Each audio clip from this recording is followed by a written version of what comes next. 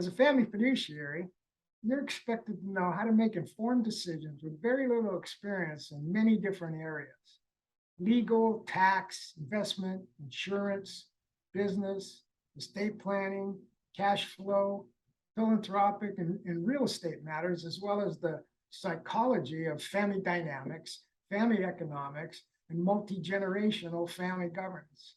The fact is that no one person is a capable expert in all these areas.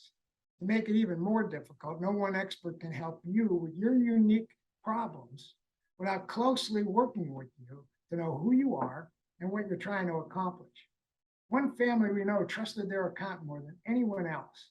And while he was a very good accountant, when it came to managing their complex estate, though he tried, he eventually failed and left the family altogether when things didn't work out. We've seen others trust only their lawyer, wealth manager, insurance agent, or banker with similar outcomes. Highly skilled specialists are important, but not usually skilled at pulling it all together. That's where many families turn to their family office. When the buck stops with you, there's no easy answer. You'll make many mistakes as you build your advisory team of experts and educate yourself on how to work with them. Collaboration is the key, but it doesn't just happen. It takes a significant amount of your attention and effort.